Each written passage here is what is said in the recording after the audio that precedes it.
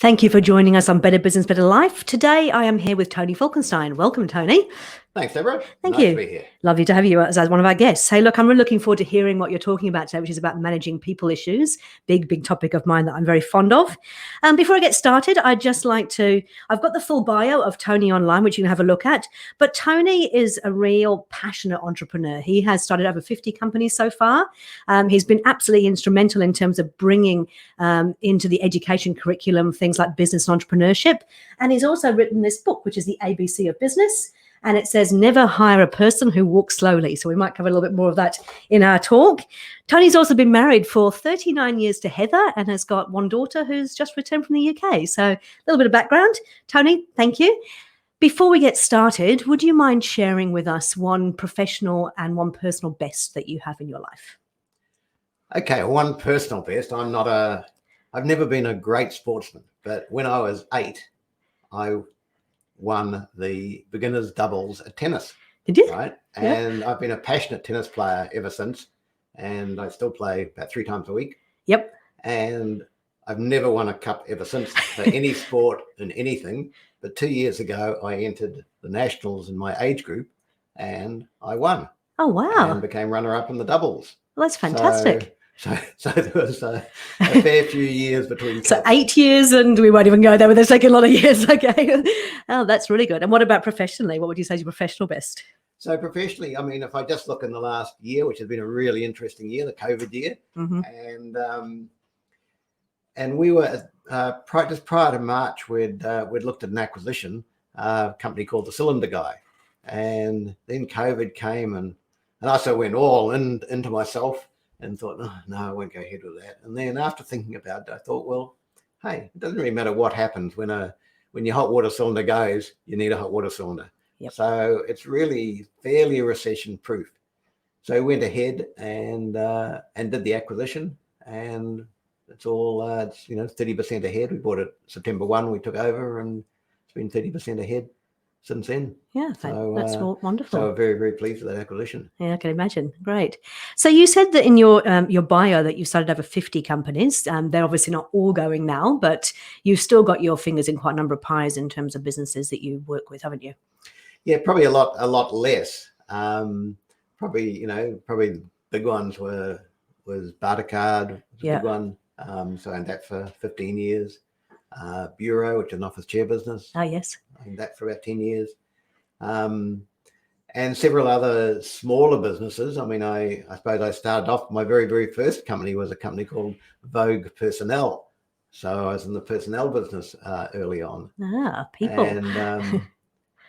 And really I've just been, there've been some good ones and some bad ones. Yep. So I started the company when Swatch was first introduced in New Zealand, and I started a company called Z-Watch to compete, and we both launched on the same day. I'd gone to Hong Kong, got similar copies, and I'd rung up their receptionist of the company that was importing them and found out all the information when they were launching, what the pricing was going to be, how many models, how many colors, guarantees, everything. So I thought, well, I can better than that, and so I did in every part of the mix. So in terms of product, we have more models, more colors. In terms of, we had a 2-year guarantee. They had a 1-year guarantee. They were $69. We were $49. We're both promoted similar type lifestyle ads on TV. And they distributed only through jeweler shops and department stores. And we went through pharmacies and department stores and had much wider retail reach. Yeah. And so between September and December, we sold 27,000 watches to their 7,000. And unfortunately, the strap had got brittle, the plasticizer in the strap. Oh, yeah. And so when kids put them on Christmas Day, they went snapped immedately. And so it was an absolute disaster. So how do you recover from that? If I ever, look at my lifeline, I'd say that would be the worst. That took me right down to zero. Right. Really tough. We're very lucky, didn't lose our house. Very, very lucky because I'd been in a previous business and the auditor or the audit partner had seen what I was doing and thought, gee, hey, this is a good guy. Didn't know anything about Z-Watch. He rang me up and said, hey, listen, when you come along, we've taken over a company, a Christchurch-based company. We need someone with your skills, and we'll give you $100,000 sign-on bonus. And that really just saved me. Yeah. So what was that? What was that business? It was business? a company called AM Satterthwaite. It was owned by a company called Unity Group. They were property developers, and they bought this trading company. It had a turnover of 60 million, losing 3 million. Yeah. And had 6 divisions in textiles, paper, printing machines, all sorts. And I sold off the various divisions. This was back in 87. Mm-hmm. In fact, this was the start of really Just Water. In November 87, I went to the board and said, listen, everything's gone now. We're sitting there in 50,000 square feet in Gabador Place. And I'm just there with one PA, and I'm in effect redundant. I've got a couple of ideas, and one of them was to rent fax machines. Okay. And it was really following the rank Xerox model for photocopiers. You can have any model you like as long as you rent. Yep. And other companies weren't renting because a salesman had to go and get the order, then get credit approval. Mm-hmm. And I really followed the Xerox model with, hey, I don't need credit approval. If it falls over, I put it somewhere else. Yep. So people renting don't need a new machine. They look new. And so that's what happened. And so they said, yeah, we'll go ahead with that. And then we started, and the share market crash happened. And in January 88, the managing director came to me and said, hey, listen, we're going to receivership. Mm-hmm. Do you want to buy your fax business for $1? And off we went. And so then we went. 88 was a really boon, because like the global financial crisis, a lot of decisions for capital had to go a lot further up the line. Yep. And for a rental, any branch manager could approve do it in their OPEX. Yeah. And then we looked around for another product we could rent, and I'd seen water coolers on American sitcoms. Well, try that. So is that where it started from? It was just adding something else to the rental suite of products. Yeah, that's all it was. And we'd and so people, and yes, I bought 6 water coolers. So people at that stage were more into jogging, and just that health thing was starting to kick in. Yep. And so anyway, I bought 6 water coolers. They went out the first day. And so that was the start of the water business. Fantastic. So it's really interesting, isn't it? Because people think that, they see successful business people and they think, oh, well, they've had an easy ride, but it's often lots of ups and downs, isn't it? It's sort of a roller coaster ride. What, apart from losing everything in the Z-Watch thing, what are the other sort of big challenges that you've had in your career as an entrepreneur? Well, I would say that, like I've always said, if I had my way again, there's no way I'd start my own business. Oh, really? Because it is, it takes, we had 7 years, I suppose, and, really skimping and not knowing that close to the line between success and failure is so close for the bank, to come in. You're sitting there right on your limit, and something goes wrong a little bit. Yeah. And you're, you can lose everything. You lose everything. Yeah. And, prior to that, I'd been in a corporate job, earning a good salary, traveling up the front, regular pay, car, all that sort of stuff. Yep. And when I wanted to leave, I could leave. And so with your own business, you can't. Yeah. You never leave. But anyway, afterwards, people would say, "Oh, you're only saying that. Well, look at you now." But hey, it was that close for 7 years. Yep. Things have changed for the better now, thank goodness. So we're here to talk about people specifically today. And I saw, your book talks about never hire a person who walks slowly. Where does that come from? What's the rationale behind that? It really came from a lecture I did at Auckland University. That was or to MBA students, and someone just asked me this question: give me one thing on what you look for in new employees. And that's the first thing that came out of my head. And there was a big laugh. So I thought, well, that's a nice thing to put in the title of a book. Fantastic. But it is true. When we hire people, the receptionist is a really important part in this whole employment thing. Yep. Just watching how they come in, how they treat him or her mm-hmm. Is really important. Yeah. And I don't think it's not 100% foolproof. But because often I walk slow, you often can be deep in thought. And you may not, you may walk slowly. But in general, people who walk slowly who walk quickly tend to work quickly as well. Fantastic. Now, I know when Warner was here in the last episode, he talked about the fact that the real reason he was able to kind of let go of the business and spend time with his wife and his family was because he had the right people around him. But that's not always easy to get the right people. And sometimes the people you start the business with end up not being the people who continue on the business. So right people, right seats is always important. I suppose from your point of view, what's been the biggest people challenges you've had? Well, it is getting the right people on the bus, and you're always moving the people on the bus to get the right people. Yep. What's been really interesting over COVID has been, one of the good things about COVID was, or the lockdown was, we had time to think, and business has changed, and one of the things we had to think about, and it was a terrible one to have to do, but the time of the door-to-door salesman is sort of ending. Yep. And if you just keep on going, and we keep on going, and we had the same people, and really the water business is fairly mature. We weren't getting a lot of new business, and we were paying these people who are really order clerks. Yeah. And that's all we needed. We needed what we call an internal sales team now, who just take the orders and look after any, key customers. They want a water cooler shifted, or they want to new water cooler somewhere, into a Tarpuri or something. As long as we get it there, they don't really want to see a salesman on their door every 5 minutes saying, "Oh, how are things going?" and all that sort of stuff. So the horrible thing for us was removing 5 people who'd been there, on average, probably 15, 16 years. Yeah. And so they'd all been good friends, in effect. And part of the family. Yeah. And so suddenly you're saying, "Hey, time to go." That was tough, but we knew it was the right thing for the future. Yep. So it had to be done. And so when you have to make a tough call like that, because you have to sometimes to survive, right? How would you handle that? Because as you said there, you're potentially part of an extension of the family. They've been there for a long time. Yeah, I mean, this was quite unusual, but we just had to go through the process and say, "Hey, this is what we're looking at restructuring." Yep.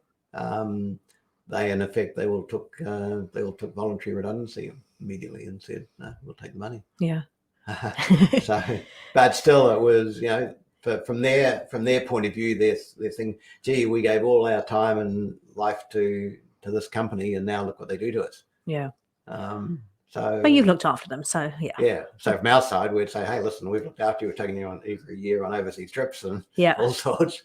But I can understand how they think. Yeah, and things change. And as I said, as a business owner, we often have to make those tough calls. Warner talked about the fact that sometimes you can have a rotten apple in the business, and that can have such a massive impact on the whole team, just as a good person can have a positive impact. But have you ever had a person in an organization who's been really detrimental? Yeah, we take there's something a lot of people don't know, but we say, "Hey, they're just not worth having there. If we have to pay them out, we feel, well, you just shouldn't." Yep. But you do. We say, "Hey, listen, it's that get rid of them very, very quickly." Yep. So I have a phrase or something that probably the best hint I could probably give you today. Is the best phrase you'll ever use is, "Hey, you don't seem to be happy," and then wait. Mm-hmm. And it's either yes or no. Yep. Either they say, "Well, no, listen, I'm not happy here." Hey, well, let's, if you're not happy, you just shouldn't be here. I mean, and hey, let's come to an arrangement. If they say, "Yes, I'm happy," well, then we say, "Well, hey, you're certainly not showing it." Talk to your face. And, the thing has to, you're going to have to, the whole, whatever they're doing. And, if they're just an evil person or just a person who talks and just a gossip monger or whatever, we're then able to tell them straight, "Hey, listen," and that's not making you happy. It's not making anyone else happy. Yeah. Generally, we find that either way they go. Yeah. And you're right, because it has to be a relationship that works for both the employer and the employee, right? And if the employee is unhappy, it's important that they actually go off for their own benefit and find something that they actually genuinely love, right? Yeah. Yeah. So we have a saying that's been right through the company if you're not in business for fun and profit, what the hell are you doing there? Yeah. And I say it for the employee too. I say, "Hey, if you're not in a job that you're learning from and enjoying, then why be here?" Yeah. So probably someone who's a civil servant, a bureaucrat, possibly wouldn't like it in our business because they want to know fixed rules, etc. Yep. And people from our business would hate to work for a government department. That's just different nature fit. of people. Yeah. Yeah. Okay. And if I was to ask, one of the employees at what's it called now? Just Life Group. Just Life Group. Sorry, yeah, I was going to say Just Water, but Just Life Group. Do they understand? Are they there for the core purpose of the business? Like, what would they say about the company as an employee? Yeah, I'd like to say that we live by. So our values are the acronym FIRST. So it's fun, integrity, respect, service, and trust. Nice. So the fun part is saying, hey, we want to provide you with an environment that you enjoy, but again, that having to make a profit expects you to work while you're here. Yep. But we provide nice facilities. You can have there's lots of food. You make your own breakfast here and lunch here. Yep. We have a massage person come in. Ooh. We do some nice things for people. Yep. And then that comes down to respect. So and I always say that if I ever fire anyone, Yeah. I'll say, hey, listen, it's and I tell them when I hire them, the reason you get fired is because you show lack of respect. So I will respect everyone in the company, and I expect the same respect back. So if you decide to go and sell our water to someone else and take the money, yep, well, that's not showing respect. Fair enough. Yep. Okay. And then if we look at on the positive side, you must have some stars within the team. What do you think creates a star within an environment? Yeah, I say that one star equals two good people. So a star is just you want as many stars as you can get. Yeah. How do you employ stars? How do you know they're a star before you employ them? Yeah. You often don't. But you certainly try and get them. We put a lot of, that hire slowly and fire fast is probably pretty important. Yep. And yeah, we try and get. It's always a big massage of just getting the right people in the right place on the bus, and it never really stops. Yeah. And then as you grow, and I think you've said this, as you grow, some people just can't grow at the same rate. Yeah. And that's all the roles change significantly. I mean, we look at this last year as a classic example. I mean, we've had to reimagine business in huge ways, which means that the role that might have been there 6 months ago may not be there now. Yeah.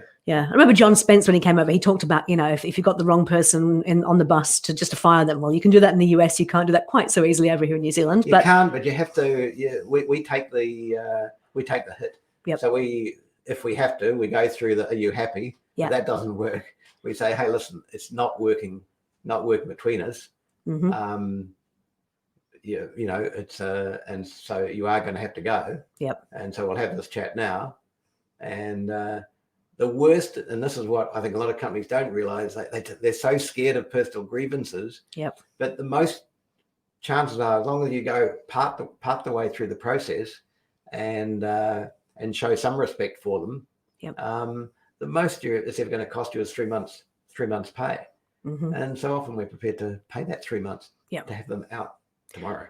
Because the damage they do when they're in there is just, yeah. You can't even measure that, can you? No. Yeah. Okay.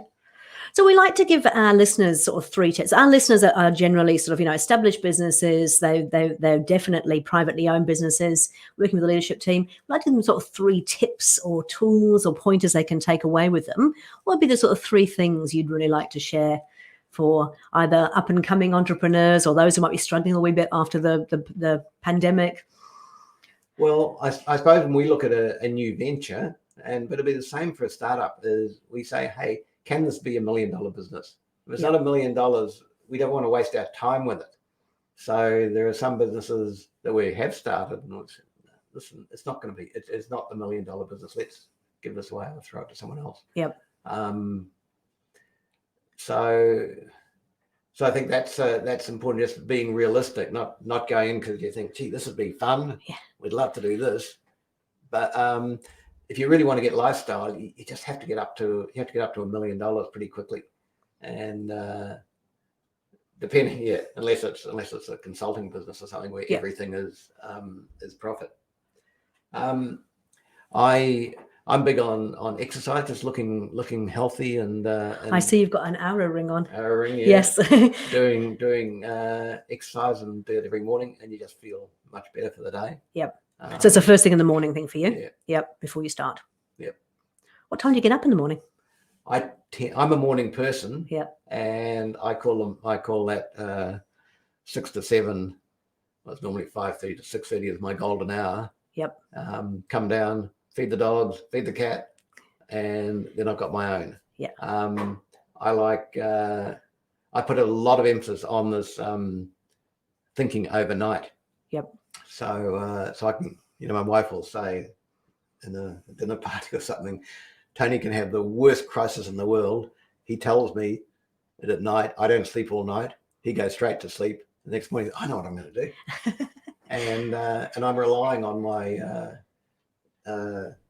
subconscious to tell me that. Yep. And that's very much the same thing I wrote in the book about, how to have new ideas is go for a walk, no iPhone, no iPod, no dog, no partner, and go for a walk for an hour and a half, and you'll just find so many things will come into your mind. Yes. And you get exercise as well. So I suppose it's a bit like meditation, but yeah, I mean, I must admit, I've always struggled with meditation in terms of lying on a mat and being in but I do use it as the quiet time, getting that clarity break to go out there on your own, no distractions. I really find that is my form of meditation. Yeah.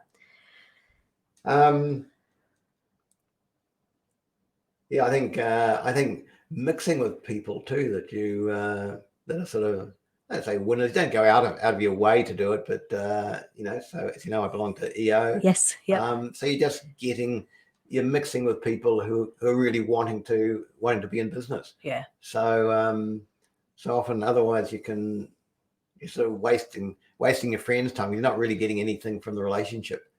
And so that's fine to be casual, but if you want to be in business, you probably should join some business organization and be talking to people who are also doing it. Yeah. I think part of the value of EO, and I was a member for 3.5 years, was the forum, is actually having that chance to discuss with your peers openly things that perhaps you can't talk to other people about, and they get it because they've been there, they've done that, they've got the T-shirt, or they're going through it themselves. And I think that's the real value. But I was in baby EO, you're in the sort of the big EO. What's the big value you get from that organization? Really, just the people and what they're doing. You learn from other people. Like at the moment, I'm doing an EO Harvard course. Oh yeah. Or it's next week, and this one's online. And I've done 2 before, and again, each time I realized how good they are, because what happens, it's a total case study, and so they give you 8 or 10 case studies, and quite thick, and they're real live cases, live companies. Yep. But generally they're American. And it really makes you relate them to your business, and they make sure you do relate it to your business. Yep. And just some of the things that I've even learned, just from looking at these case studies, which we've got to, present next week. Fantastic. Okay. So I'm, a lifelong learner, and I think it is. You just need to always keep on learning. Yeah, I agree completely. Fantastic. Okay, so now if people want to get in contact with you, or they want to get hold of some of your water or your any of your services, what's the best way for them to get in contact with you? So I'm Tony F. Yep. At justlife.co.nz. Fantastic. The main way, or you can go straight onto our website, yep. Which is either Just Life Group or Just Water or Univen or Solitude. Any of the names, yeah. And we have you'll see on them, every one has a personal guarantee by myself, is with my phone number and my email address on it. And I think I'm the only chief executive of any public company that has his mobile number and email address on the website, saying that I treat every customer, shareholder,